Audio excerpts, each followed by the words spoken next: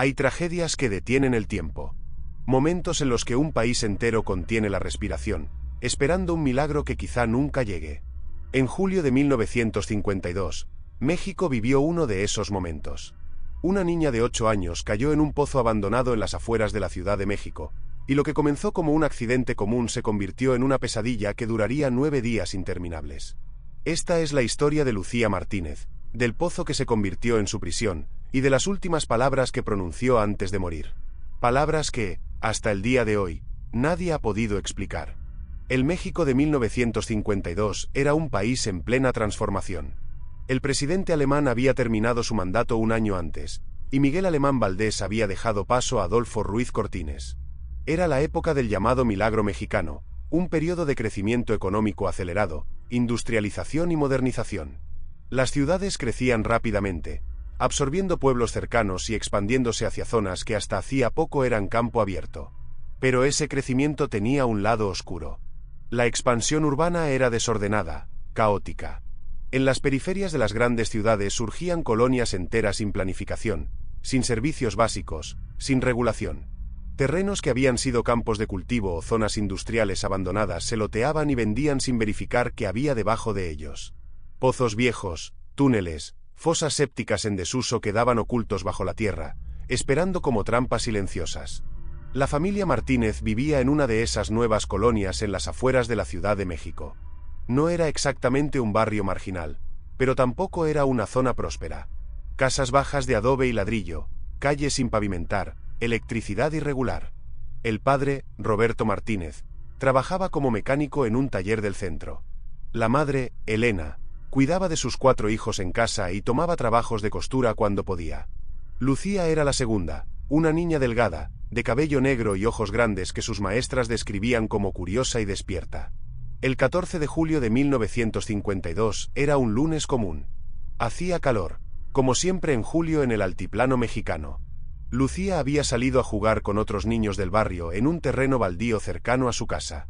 Era un espacio que todos los niños de la colonia conocían, lleno de hierbas altas, basura acumulada, restos de construcciones abandonadas. Los padres lo toleraban porque al menos podían vigilar a sus hijos desde las ventanas de sus casas. Alrededor de las 3 de la tarde, mientras jugaba a las escondidas, Lucía corrió por una zona menos transitada del terreno. Había matorrales altos que ofrecían buenos escondites. Pero bajo los matorrales, oculta por la vegetación y la basura, había una abertura en el suelo. Era la boca de un pozo abandonado, un pozo de agua que se había secado décadas atrás cuando esa zona aún era tierra de labranza. La abertura no estaba sellada, apenas cubierta por tablas podridas que cedieron bajo el peso de la niña. Lucía cayó. Los otros niños escucharon el grito, el sonido del impacto contra las paredes del pozo, y luego silencio.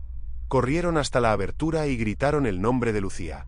Desde abajo, débilmente, llegó la voz de la niña diciendo que estaba viva pero que le dolía todo el cuerpo. Los niños corrieron a buscar ayuda. El pozo tenía aproximadamente 40 metros de profundidad y apenas 90 centímetros de diámetro. Las paredes eran de piedra irregular, húmedas, cubiertas de musgo en algunos tramos. Lucía había caído hasta el fondo, aterrizando sobre un lecho de lodo seco y escombros. Milagrosamente, no se había roto ningún hueso en la caída, aunque tenía contusiones por todo el cuerpo y un corte profundo en la frente. La noticia se extendió rápidamente por la colonia. En cuestión de minutos, decenas de personas se congregaron alrededor del pozo. El padre de Lucía llegó corriendo desde el taller. La madre se desplomó junto a la abertura, gritando el nombre de su hija. Los vecinos intentaron bajar una cuerda, pero Lucía era demasiado pequeña y estaba demasiado débil para aferrarse a ella con fuerza suficiente. Alguien llamó a los bomberos. En 1952, el Cuerpo de Bomberos de la Ciudad de México era una institución que aún se estaba profesionalizando. No tenían equipo especializado para este tipo de rescates. No existían protocolos establecidos para rescatar a una persona de un pozo estrecho y profundo. Tendrían que improvisar. Cuando los bomberos llegaron, evaluaron la situación.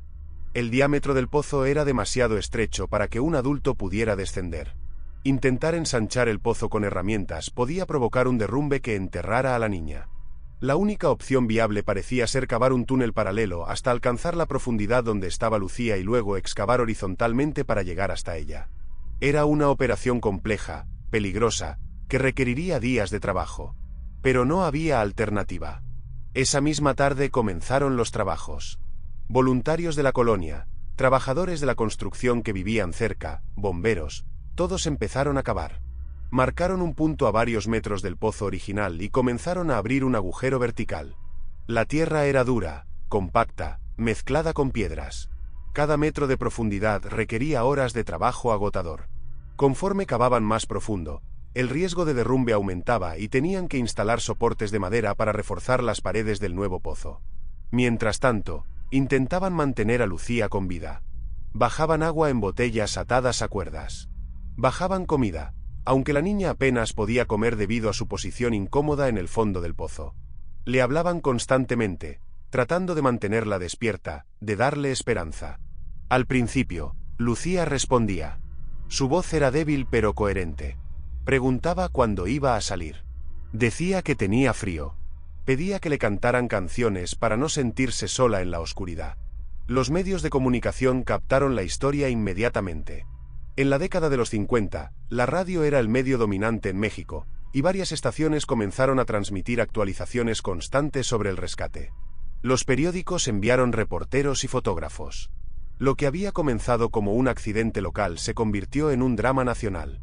Miles de personas seguían las noticias, rezaban en las iglesias, enviaban mensajes de apoyo a la familia.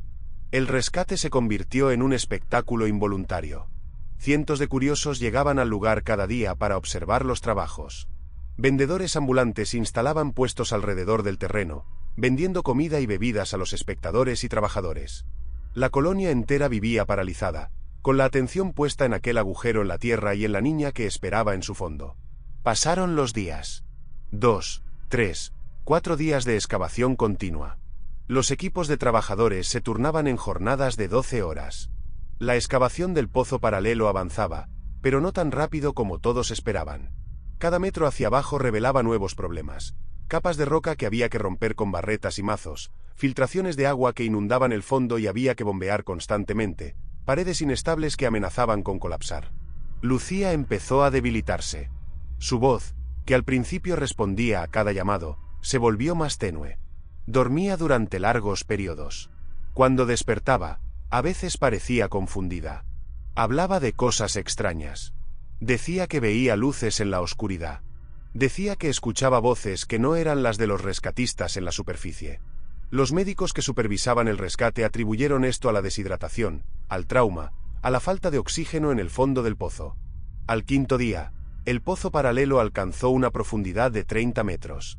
Faltaban solo 10 metros más para llegar al nivel donde estaba Lucía. Pero entonces ocurrió un derrumbe parcial. Una sección de la pared del pozo de rescate se desmoronó, enterrando parte del equipo y hiriendo levemente a 2 trabajadores.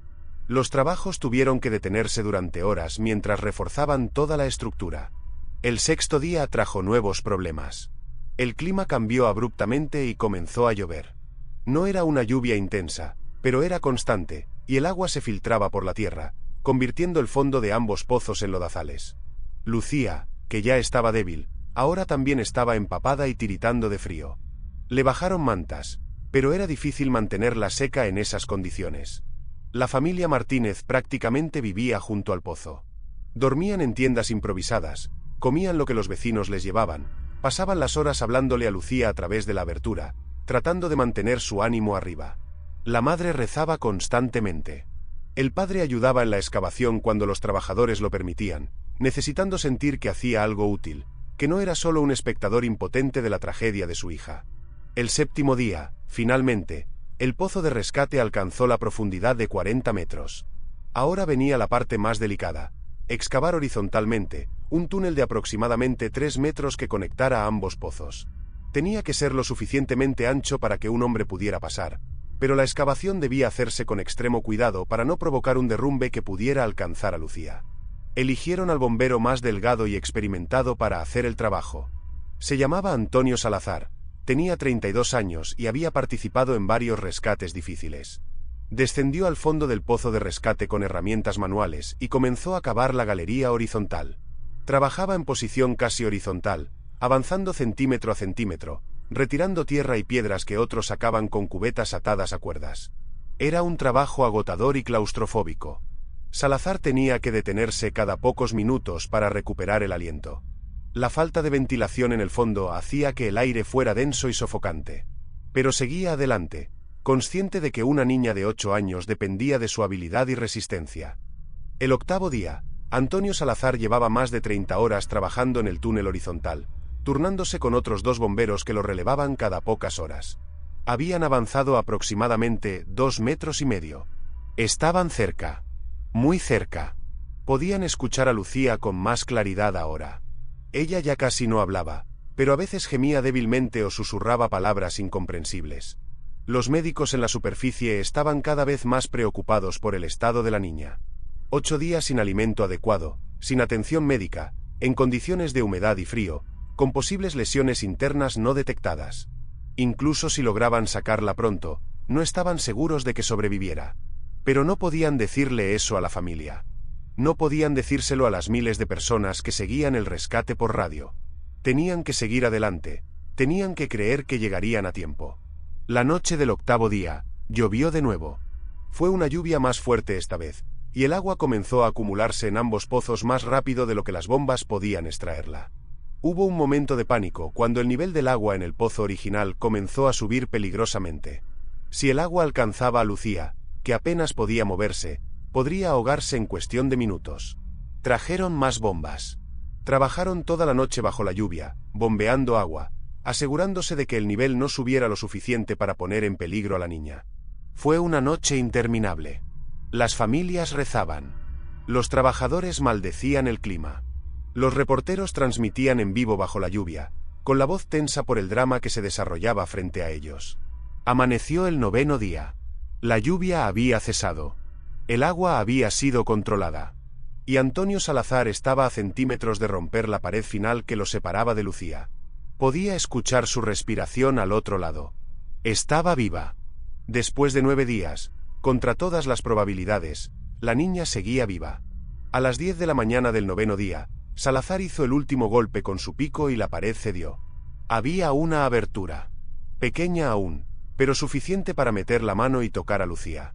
El bombero gritó hacia la superficie que había hecho contacto. Un rugido de celebración estalló entre la multitud congregada arriba. Las campanas de las iglesias cercanas comenzaron a repicar. Los reporteros de radio gritaban emocionados que el rescate estaba a punto de completarse. Salazar amplió la abertura lo suficiente para poder pasar. Se arrastró hacia el pozo original y finalmente vio a Lucía. La niña estaba acurrucada en el fondo, cubierta de lodo, temblando, con los ojos entreabiertos. Estaba consciente, pero apenas.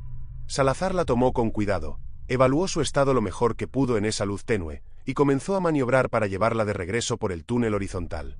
Fue un proceso lento y delicado. Lucía gemía de dolor con cada movimiento. Salazar tenía que arrastrarse hacia atrás por el túnel estrecho mientras sostenía a la niña contra su pecho. Otros bomberos lo esperaban en el pozo de rescate para ayudarlo. Finalmente, después de lo que pareció una eternidad, Salazar y Lucía emergieron al pozo de rescate. La ataron con correas de seguridad y comenzaron a subirla. La multitud en la superficie contenía el aliento. Las cuerdas se tensaban, subían metro a metro. Los padres de Lucía se aferraban uno al otro, llorando, rezando, esperando. Los fotógrafos tenían sus cámaras listas.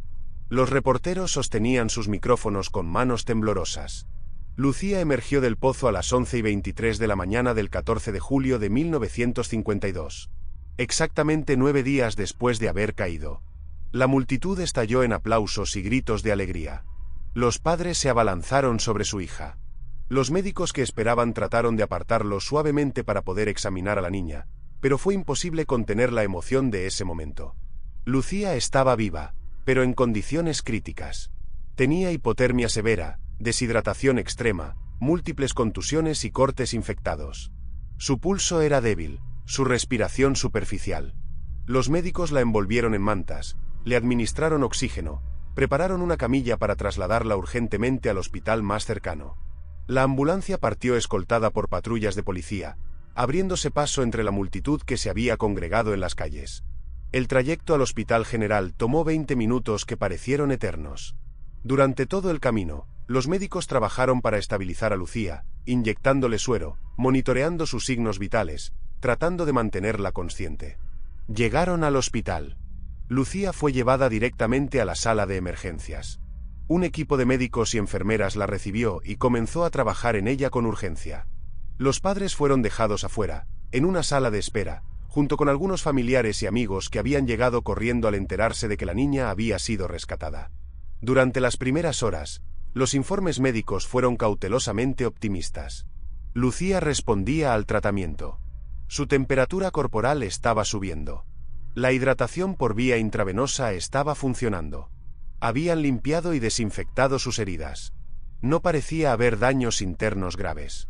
Con cuidados intensivos y tiempo, creían que se recuperaría. Pero alrededor de las 5 de la tarde, algo cambió. Lucía había estado durmiendo desde que llegó al hospital, sedada parcialmente y agotada por la terrible experiencia que había vivido. Pero de repente despertó sobresaltada. Los médicos y enfermeras que estaban con ella notaron inmediatamente que algo andaba mal. La niña miraba fijamente hacia un punto del techo, con los ojos muy abiertos, como si viera algo que nadie más podía ver. Comenzó a hablar. No con coherencia al principio, solo palabras sueltas, fragmentos de frases. Los médicos se acercaron, tratando de calmarla, pero Lucía parecía no escucharlos. Seguía mirando ese punto fijo en el techo y seguía hablando, cada vez con más urgencia en su voz débil. Una de las enfermeras, María Delgado, que años después daría testimonio de lo sucedido, dijo que Lucía hablaba como si mantuviera una conversación con alguien. Hacía pausas, como si escuchara respuestas. Asentía con la cabeza. Y luego seguía hablando. Los médicos llamaron a los padres. Elena y Roberto entraron corriendo a la habitación y se acercaron a la cama de su hija. Elena tomó la mano de Lucía y le habló, le dijo que ya estaba a salvo, que todo iba a estar bien. Lucía giró la cabeza hacia su madre y la miró directamente a los ojos. Y entonces dijo algo que heló la sangre de todos los presentes. Con una voz que no parecía la suya, más profunda, más antigua, Lucía dijo: «Ellos me cuidaron en la oscuridad. Me dijeron que no era mi tiempo todavía. Me dijeron que tenía que regresar para contarlo». Elena, llorando, le preguntó de qué hablaba, quiénes eran ellos. Lucía no respondió directamente.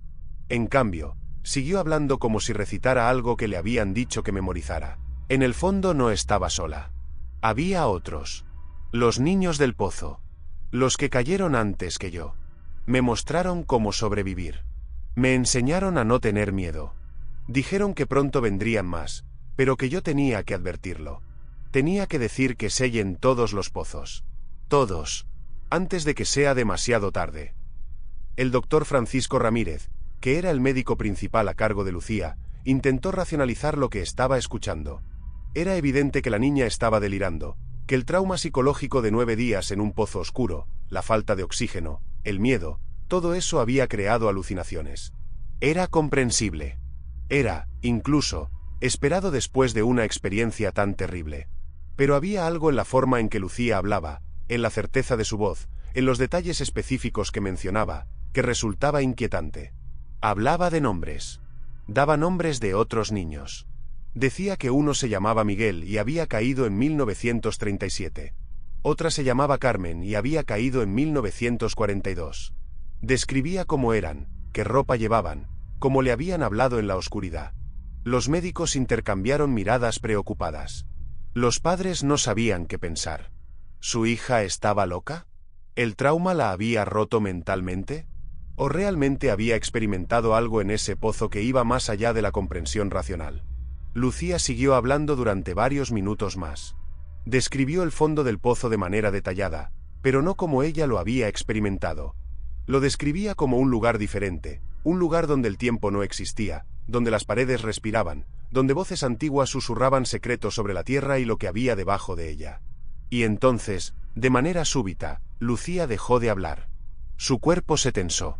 Su respiración se volvió errática. Los monitores junto a su cama comenzaron a emitir alarmas. Los médicos se movieron rápidamente, pidiendo equipo, gritando instrucciones. Elena y Roberto fueron empujados suavemente fuera de la habitación por las enfermeras. Desde el pasillo, los padres escucharon el caos dentro de la habitación. Escucharon el sonido plano y continuo del monitor cardíaco indicando que el corazón de Lucía se había detenido. Escucharon los gritos de los médicos intentando reanimarla. Escucharon el silencio terrible cuando, después de 30 minutos de esfuerzos frenéticos, el doctor Ramírez declaró la hora de muerte. Eran las 5:47 de la tarde del 14 de julio de 1952. Lucía Martínez había sobrevivido 9 días en el fondo de un pozo. Había sido rescatada contra todas las probabilidades. Y había muerto menos de 7 horas después, en un hospital, rodeada de médicos y equipos modernos que no pudieron hacer nada para salvarla. La causa oficial de muerte fue fallo cardíaco debido a complicaciones derivadas de hipotermia prolongada, deshidratación severa y shock traumático. Médicamente, tenía sentido. El cuerpo de Lucía había soportado demasiado. Simplemente no pudo recuperarse. Pero esa explicación no satisfizo a muchos. No explicaba las últimas palabras de Lucía. No explicaba los nombres que había mencionado. No explicaba la lucidez extraña con la que había hablado en sus últimos minutos de vida. Después de la muerte de Lucía, surgieron preguntas incómodas. Un periodista decidió investigar los nombres que la niña había mencionado. Buscó en archivos de periódicos viejos, en registros policiales, en documentos municipales. Y encontró algo que nadie esperaba. Miguel Soto, 8 años, desaparecido en 1937 en una colonia cercana. Nunca fue encontrado. Carmen Ruiz, 7 años, desaparecida en 1942. Tampoco fue encontrada. Había otros nombres, otros niños que Lucía había mencionado, y varios de ellos correspondían a casos reales de desapariciones en la zona durante las décadas anteriores. ¿Cómo podía Lucía conocer esos nombres? ¿Cómo podía saber de casos ocurridos años antes de que ella naciera? ¿Había realmente otros pozos en la zona donde niños habían caído y nunca fueron rescatados? ¿O era simplemente una coincidencia macabra, nombres comunes que podían corresponder a cualquiera? Las autoridades realizaron una inspección de la zona. Encontraron y sellaron 17 pozos abandonados en un radio de 5 kilómetros alrededor del lugar donde Lucía había caído. Algunos eran viejos pozos de agua. Otros eran ventilaciones de túneles mineros del siglo XIX. Todos representaban un peligro mortal para cualquiera que cayera en ellos. Pero no encontraron restos humanos en ninguno. Al menos, no en los que pudieron explorar completamente. La familia Martínez nunca se recuperó de la pérdida. Elena desarrolló una depresión severa y pasó años entrando y saliendo de instituciones psiquiátricas. Roberto siguió trabajando, criando a sus otros 3 hijos, pero según quienes lo conocieron, nunca volvió a ser el mismo hombre. Se volvió callado, distante, como si una parte de él hubiera quedado atrapada en aquel pozo junto con su hija. El terreno donde estaba el pozo fue comprado por el gobierno y convertido en un pequeño parque. Colocaron una placa conmemorativa con el nombre de Lucía. El pozo original y el de rescate fueron rellenados con toneladas de concreto. Hoy, 70 años después, el parque sigue allí. Los niños juegan en él sin saber la tragedia que ocurrió bajo sus pies. Antonio Salazar, el bombero que llegó hasta Lucía y la sacó del pozo, recibió múltiples condecoraciones por su valentía. Pero él también cargó con el peso de lo sucedido. En entrevistas posteriores, admitió que lo que más lo perseguía no era el rescate en sí, sino las últimas palabras de la niña. Él no estuvo presente cuando Lucía habló en el hospital, pero le contaron lo que había dicho. Y nunca dejó de preguntarse si había algo de verdad en ello. ¿Qué experimentó realmente Lucía Martínez durante esos 9 días en la oscuridad? ¿Fueron alucinaciones producto del trauma, como sugirieron los médicos? ¿O hubo algo más, algo que nuestra comprensión racional no puede procesar? ¿De dónde salieron esos nombres? ¿Cómo una niña de 8 años, que había pasado su vida en una colonia pobre, sin acceso a archivos históricos o registros policiales, pudo conocer detalles de desapariciones ocurridas años antes? Y la pregunta más inquietante de todas, ¿qué quiso decir con vendrán más? En las décadas siguientes, no hubo más incidentes reportados de niños cayendo en pozos en esa zona. Los pozos fueron sellados. Las construcciones se volvieron más reguladas. El México moderno, con sus normas de seguridad y sus inspecciones, hizo menos probable que una tragedia así se repitiera. Pero hay noches, dicen algunos vecinos viejos de la colonia, en que si pasas por el parque donde estuvo el pozo, puedes escuchar voces. Voces de niños jugando, riendo, llamándose unos a otros. Y si prestas mucha atención, entre esas voces, hay una que suena diferente. Una voz que susurra advertencias que nadie quiere escuchar. Lucía Martínez fue rescatada después de 9 días. Pero quizá, en algún sentido que no podemos comprender, nunca salió realmente de ese pozo. Quizá sigue allí, en la oscuridad, con los otros niños del pozo, esperando. O quizá, como ella dijo antes de morir, no era su tiempo todavía. Y regresó solo para contar lo que había visto. Para advertir sobre algo que aún no ha sucedido. El pozo está sellado. Pero la oscuridad permanece. Y en algún lugar, bajo tierra, algo espera.